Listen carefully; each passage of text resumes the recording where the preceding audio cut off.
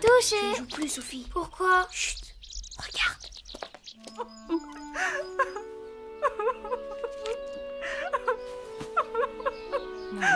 Allons, ce n'est pas si terrible.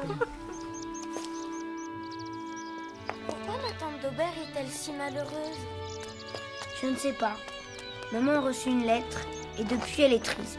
Et cette lettre, est-ce que tu l'as lue? Non, mais tout à l'heure j'ai entendu maman pleurer. Elle disait: c'est terrible de devoir abandonner ses parents et ses amis pour un autre pays. Tu veux dire que ma tante va partir en voyage? Je n'en sais pas plus pour l'instant.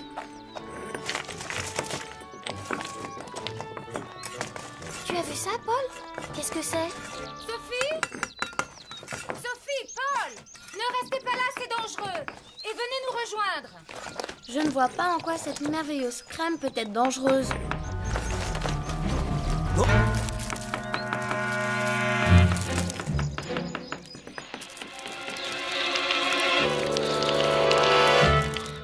Maman, pourquoi ne puis-je pas aller jouer près des maçons?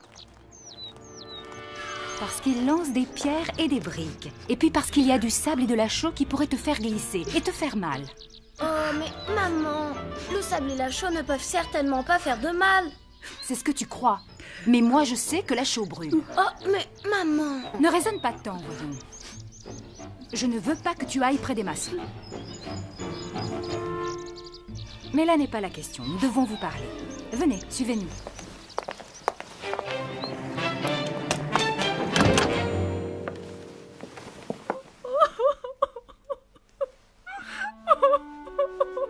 Voici Monsieur Fichini, un très vieil ami de ton père et de ta tante. Il travaille avec papa dans les trains, n'est-ce pas? C'est celui qui est parti il y a longtemps en Amérique? Oui, c'est bien lui. Comme ton père, il était président des chemins de fer, mais en Amérique où il a fait fortune. Et maman doit partir le voir, c'est ça? Paul, ta maman vient d'apprendre que Monsieur Fichini est mort. Comme il n'avait pas de parents, il nous a laissé toute sa fortune. Ton père et celui de Sophie sont donc obligés d'aller en Amérique. Mais c'est très loin. C'est pourquoi ta tante et moi, nous voulons les accompagner. Et pourtant, nous sommes tristes de quitter nos parents, nos amis et nos terres. Et nous? Vous allez nous laisser seuls? Mais non, Sophie. Paul et toi, vous viendrez avec nous. Mais ce ne sera pas pour toujours, n'est-ce pas? Un an ou deux, peut-être. Ma tante, il ne faut pas pleurer, puisque nous serons tous ensemble. Et puis, ça doit être beau, l'Amérique. Ces enfants ont raison. Et 2 ans seront vite passés.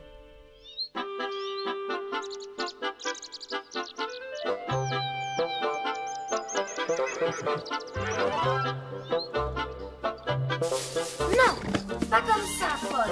Tu risques de te faire mordre. Regarde, il faut toujours tenir sa main grande ouverte.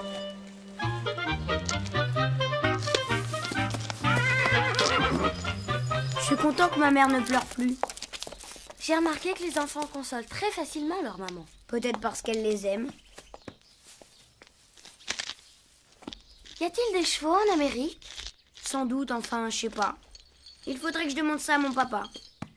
Et des tortues? Sûrement. Et des corbeaux superbes, des corbeaux rouges, oranges, roses. Pas comme nos affreux corbeaux noirs. Et des perroquets et des oiseaux-mouches. Et puis des vaches bleues, violettes, vertes. Qui mangent de l'herbe jaune. Maman m'a donné l'autre jour une pièce de 5 francs. Eh bien, j'achèterai un joli souvenir de voyage. Un superbe perroquet à qui j'apprendrai à parler. Bonne idée. Allez, tu viens? Attends-moi. Regarde. Ne me dis pas que tu vas manger ça. Et pourquoi pas? Parce que ce pain n'est pas bon. Et tu n'es pas un cheval. Si les chevaux mangent ce pain, c'est parce qu'il est délicieux. Ça m'étonnerait. Regarde cette croûte un peu trop cuite. Elle a encore le goût du feu de bois, mais cette mie bien ferme et de plus en plus tendre à l'intérieur. Que c'est bon. Je peux goûter. D'accord. Si tu me trouves. Bien, mais je compte jusqu'à 50 seulement. Parfait. 1, 2, 3, 4, 5, 6...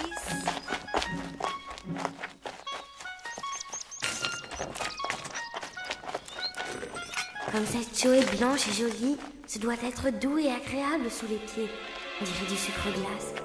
Oh non, de la glace. Je vais glisser dessus et traverser tout le bassin.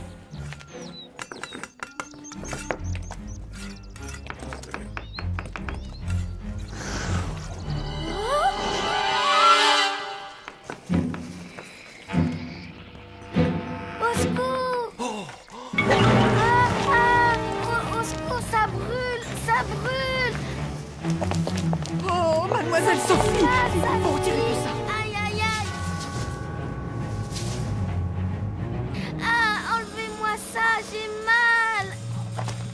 Je vous en prie, ne dites rien à maman, elle me punirait. On avait bonne vous. Si je mens à madame, je serai renvoyée. Oh non, ne dites rien, je vous en supplie. Mina, qu'est-il arrivé? Mademoiselle Sophie est allée dans le bac à chaud, madame. Je vais vite lui rincer les jambes.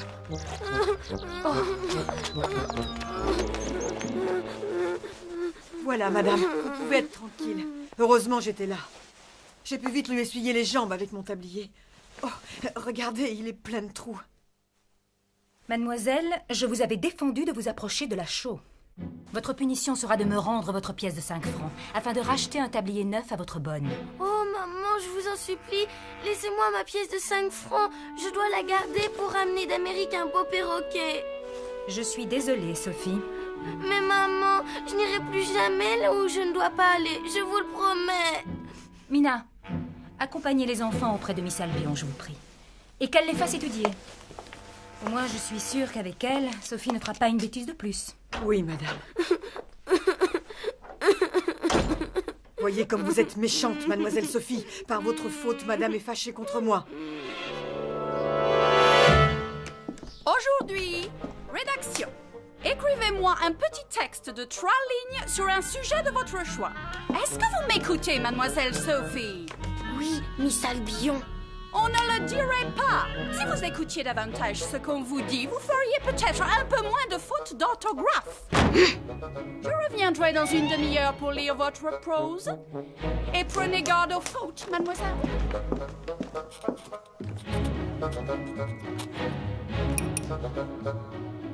Tu ne travailles pas? Non. Tu devrais. Et pour écrire quoi, hein? Je ne pense qu'aux 5 francs qu'on m'a pris. Sophie, tu n'en tireras bon compte. Ta punition aurait pu être bien pire.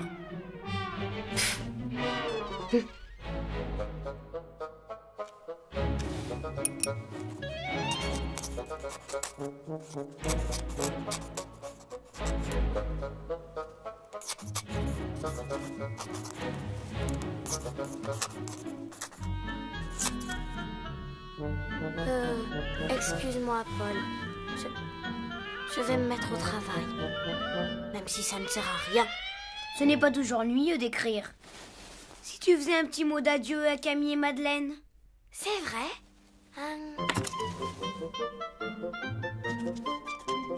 Chère Camille et Madeleine, je vais partir pour très longtemps.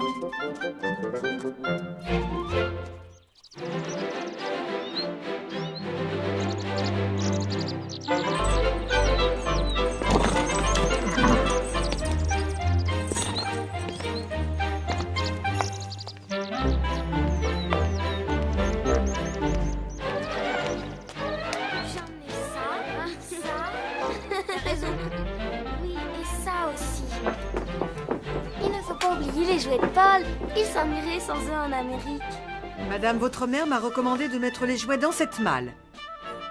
Mais elle est minuscule. Nos jouets ne tiendront jamais à l'intérieur. Ne commencez pas vos caprices, mademoiselle Sophie.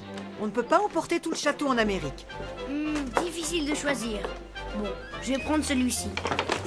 Celui-là, et surtout mon costume, il sera tout à fait approprié pour l'Amérique. Oh, comme je suis content. Nous allons être ensemble, avec tes parents et les miens. C'est si rare. Sophie.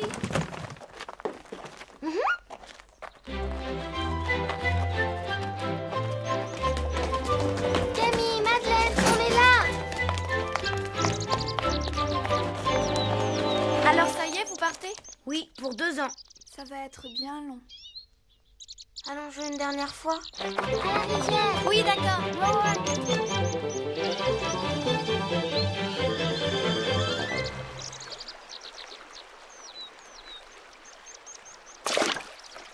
Moi, j'aurais peur d'entreprendre une si longue traversée pour aller en Amérique. Oh, pas moi. J'espère même que nous rencontrerons une tempête. Ça doit être amusant. Comme tu es courageuse. Tu dis ça parce que tu n'as jamais été sur un bateau. Attends de voir un peu ce que c'est. Et alors? C'est comme être dans une voiture, sauf que c'est sur l'eau. Justement, tu vas devoir d'abord affronter le trajet jusqu'à Paris. Oh, ce n'est rien. Comment? Être enfermée une journée entière dans une berline? Avec les chaos de la route? Nous ne serons pas enfermés toute une journée. Nous nous arrêterons au moins pour manger. Oh, ce n'est pas sûr si vous voulez être à Paris ce soir. Mademoiselle Sophie, Monsieur Paul, vos mères vous réclament. Venez vite, il est temps de partir. Oh, déjà!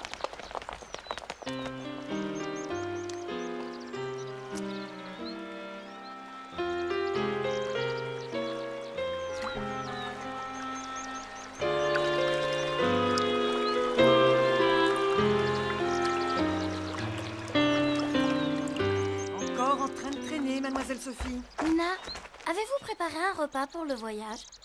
Au lieu de penser à manger, vous feriez mieux de vous dépêcher.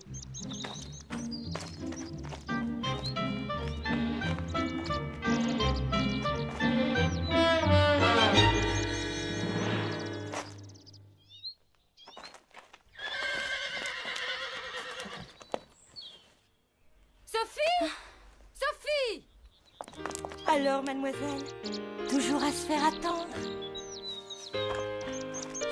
Je suis passée dire au revoir aux chevaux. Tu as du mal à partir, Sophie, n'est-ce pas? Non. Non, pas du tout. Tu vas me manquer. C'est un long voyage qui t'attend. Cela ne t'effraie pas? Ne t'inquiète pas, tout se passera bien. Et promets-moi d'être bien sage. Allez, vite, ta maman t'attend. Ah, tout de même. Fais tes adieux à tes amis, il est grand temps de partir. Au revoir, Sophie. Oh, fais bon voyage. Tu es prête, Sophie? Attendez, j'ai quelque chose pour vous. Chers Camille et Madeleine, je vais partir pour très longtemps. 2 ans sans vous voir. En Amérique, je penserai à vous chaque jour. Et je continuerai de vous aimer de tout mon cœur. Vous me manquerez. Votre amie pour toujours, Sophie. Cette lettre est très jolie, Sophie. Bien tournée et très émouvante. C'est vrai. Tu vois, si tu te donnais plus souvent la peine. Allez, le temps presse.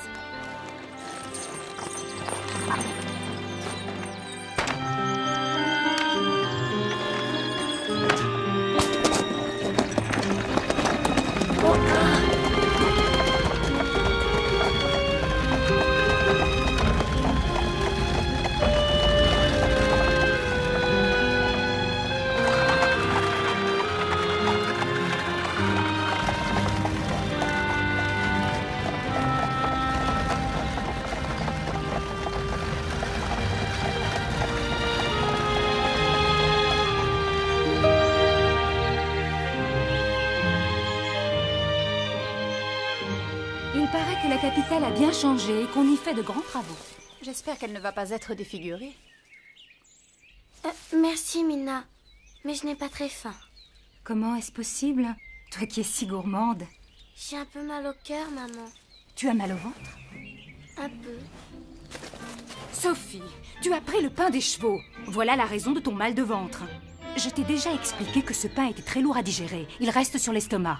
Mais, maman, je craignais de ne pas avoir à manger pendant le voyage. Mais enfin, c'est ridicule. Est-ce qu'on t'a déjà laissé sans manger? Tu te punis toi-même, ma pauvre enfant. Tu vois, tu ne peux pas te régaler avec ce délicieux pique-nique.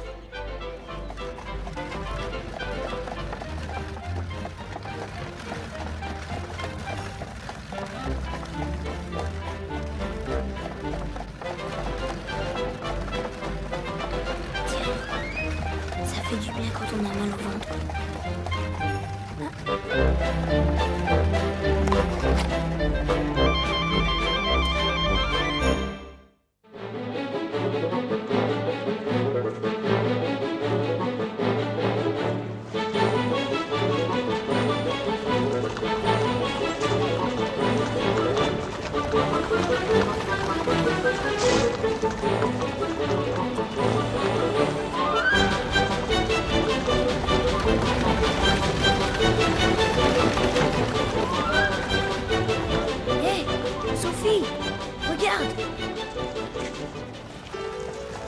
qu'il est beau. C'est un bateau comme celui-ci que nous allons prendre, maman? Non, Sophie, ce sera un voilier et beaucoup plus grand.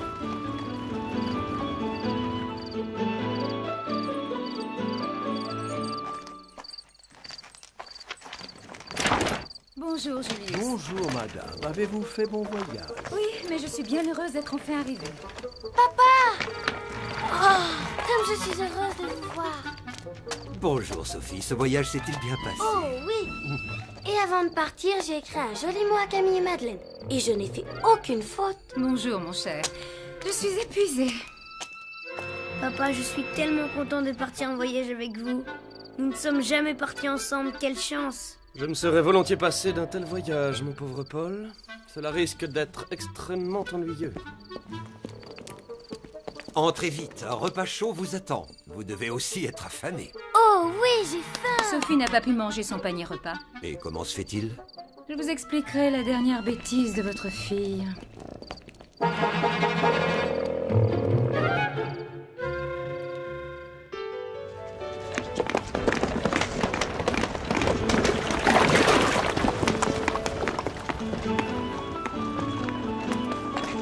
Sophie!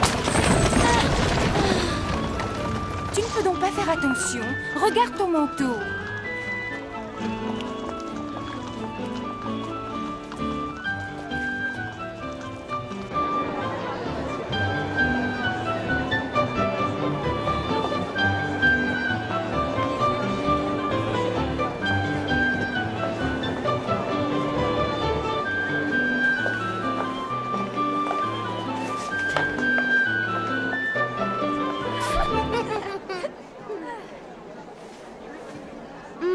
Sophie, j'ai demandé à papa s'il y avait des chevaux en Amérique. Et alors? Eh bien, il y a 300 ans et il n'y en avait aucun. Ils ont été amenés par les Espagnols quand ils ont découvert le Nouveau Monde. Mais comment? Sur des bateaux. Madame, vous désirez? Il me faudrait de quoi confectionner plusieurs robes, pour moi-même et pour ma fille. Oh, merci, maman.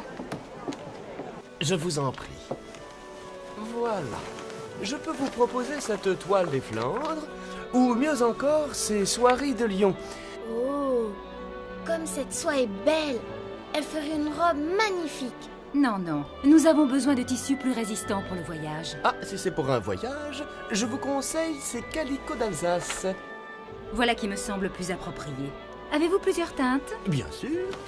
Veuillez me suivre. Sophie, tu viens? Pourquoi ma mère ne veut-elle pas m'acheter de beaux tissus? C'est sans doute qu'elle ne me trouve pas belle. De toute façon, même avec une jolie robe, j'aurai toujours mes vilains cheveux.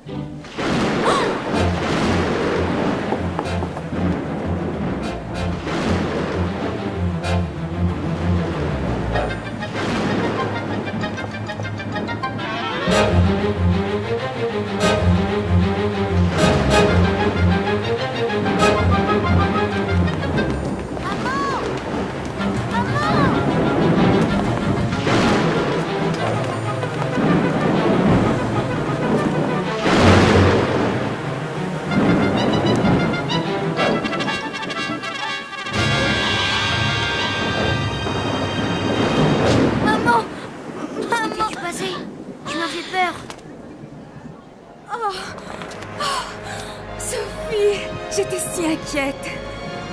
J'ai eu si peur de ne jamais plus vous revoir. Maman est là, tu vois, c'est fini.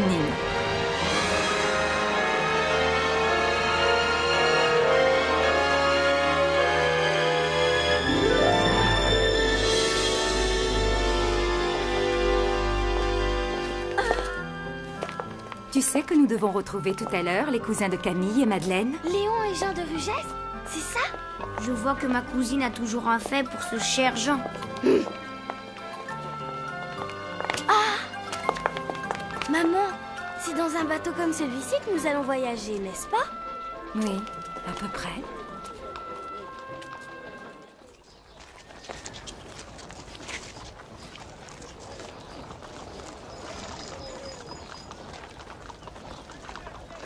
Nous allons traverser l'océan dans une frégate comme celle-ci.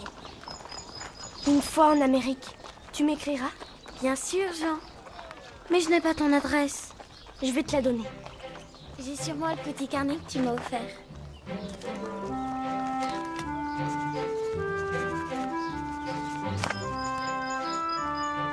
J'attendrai tes lettres avec impatience. Ah oui, c'est vrai? Hé, regardez!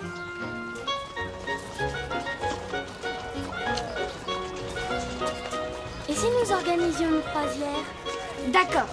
Ici, on dit que c'est la France, et de l'autre côté, c'est l'Amérique. C'est dommage que nous n'ayons pas de personnage à mettre dessus. Oui, il serait bien plus beau. J'ai une idée. Celui-ci, c'est maman. Celui-là, papa. Puis voilà Paul. Pauvre Paul, il est tout petit. Ma tante. Mon oncle. Sophie, tu ne crois pas que cela fait beaucoup de monde? Et comme il ne faut oublier personne, enfin, moi. Voilà. Le voyage peut commencer. Quelle traversée! Ne t'inquiète pas, Sophie. Les vrais navires flottent bien mieux.